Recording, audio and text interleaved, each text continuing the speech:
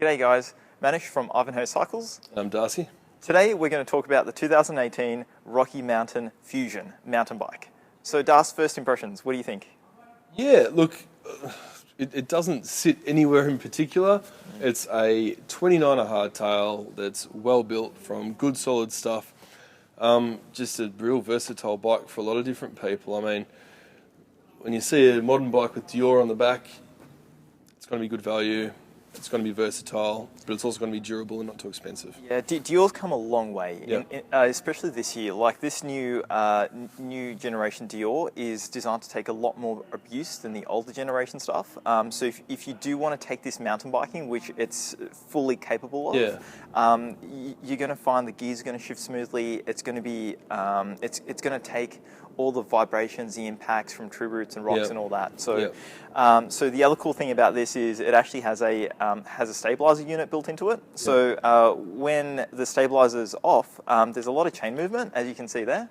But for mountain biking, you don't want that because you don't want the chain coming off as you're about to, jump over something or descend down something. It will end in a crash most of the time. So what they've done is created this Switchy. So when you turn that on, it actually minimizes chain movement. So it keeps everything nice and quiet when you're, rolling over true roots and rocks and stuff, and it stops the chain from derailing. So that's a really cool new feature of the Dior group set.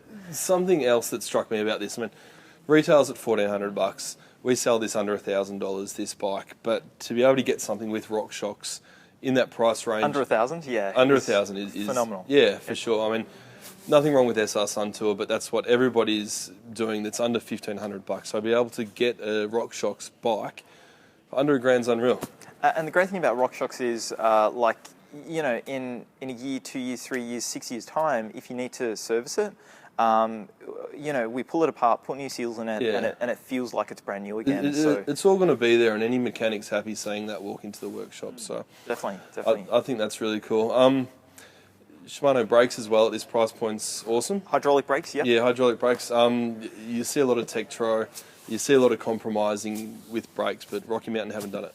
Yeah, the Shimanos have a really nice lever feel, like they're really light, and the lever reach can be adjusted as well. So if you've got teenagers on this bike or kids, you can actually move the lever in a bit, so they're not reaching out as far, which is a cool feature. The actual frame itself, it's a 29-inch wheel, so you've got a slightly bigger wheel size, which I think, Darcy, is probably perfect for bike paths and that crossover bike. Yeah.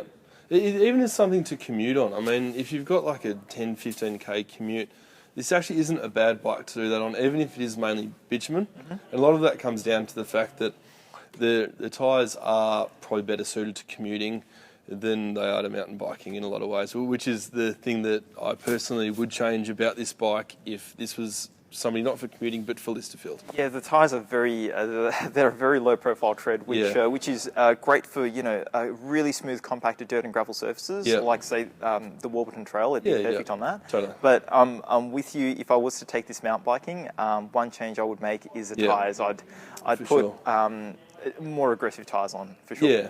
Yeah, and look, that aside, which is an easy thing to get past because it's not expensive to change the tyres, I think it's a pretty good all-round bike. It is, and it's comfortable to ride, it's smooth, the big 29-inch wheels will get you from point A to point B quickly, it's an efficient bike to ride, and I really, for the weekend enthusiast, or for someone who wants to, try their hand at a bit of off-road, this is perfect, I can't fault it. I totally agree, but I think what it lacks is that mountain biking excitement.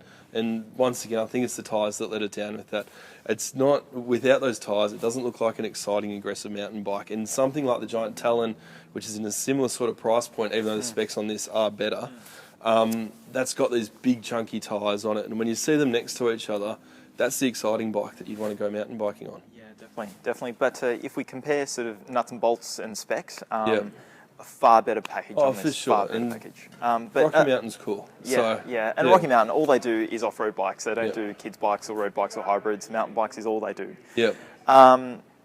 But yeah, it's an awesome package, and I think for the person who wants to ride it at Listerfield, Warby Trail, commute, Yep. it's great. Good all rounder. Yep. Cool.